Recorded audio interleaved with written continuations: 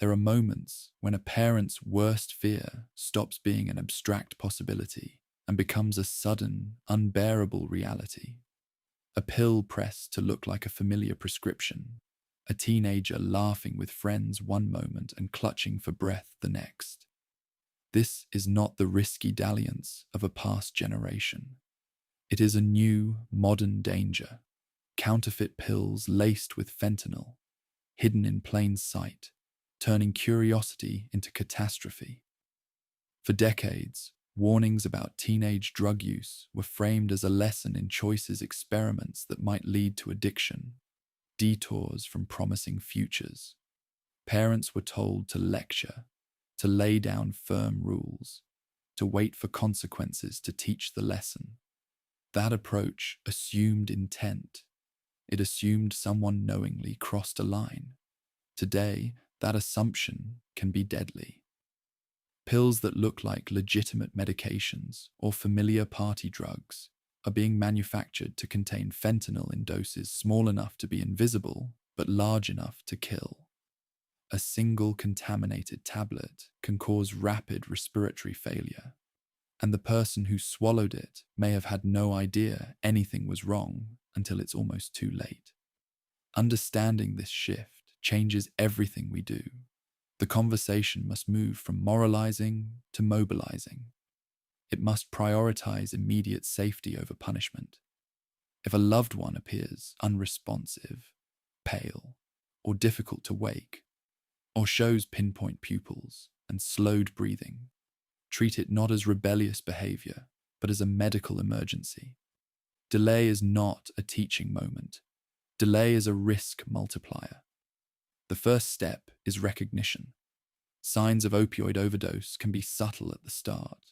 Unusual drowsiness, stumbling speech, nodding off between sentences. In other cases, the onset can be dramatic, gasping for air, blue lips, and loss of consciousness. In any uncertain situation, assume the worst and act fast. Call emergency services. Lay the person on their side in the recovery position to protect their airway.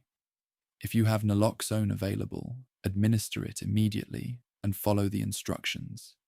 It can restore breathing long enough for professional help to arrive. These are not heroic measures. They are simple, evidence-based interventions that save lives. Beyond those critical first actions, families need a new plan for ongoing safety. Old prescriptions of tough love or ultimatums can push a young person away when they need help most. Instead, approach them with urgency and compassion. Make clear that the priority is their life, not punishment. Seek immediate medical evaluation and, if necessary, an emergency clinical detox. Rapid, medically supervised detox minimizes the risk of repeated exposures and provides a bridge to longer-term care when it's appropriate. This is where specialized centers become essential. They offer rapid assessment, emergency detox protocols, and continuous monitoring that simply can't happen at home. Clinicians can administer medications, manage withdrawals safely, and screen for other complications.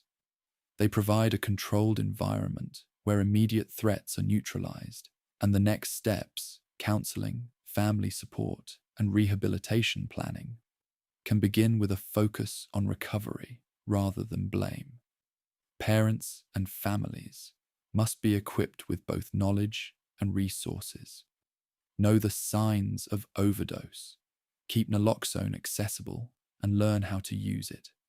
Have a plan to reach emergency services or a trusted clinical center that can provide urgent detox and assessment. And when fear paralyzes, remember this: action beats argument. Saving a life comes before any lecture, before any punishment. Compassion, combined with rapid medical response, is the most powerful intervention we can offer. The modern threat of counterfeit pills and fentanyl contamination demands a modern response.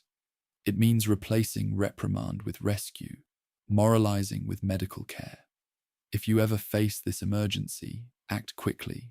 Seek professional help and let specialized clinical teams be the safety net that turns a potential tragedy into a beginning of recovery.